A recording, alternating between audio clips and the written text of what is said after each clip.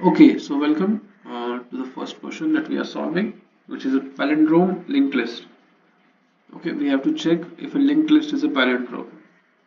Our approach will be first push back the values of linked list into a vector, and then using two pointers check the values are same, like this I equals to 0 and j equals to size is minus answer size -1. Then while the loop will run here, while the like here while the loop will run, we will check it. If the values are not same, we will return false, else we will return true. And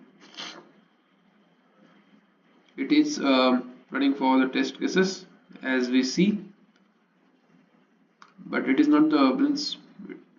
It takes the space complexity and time complexity n, which is not a best approach but easy to understand approach.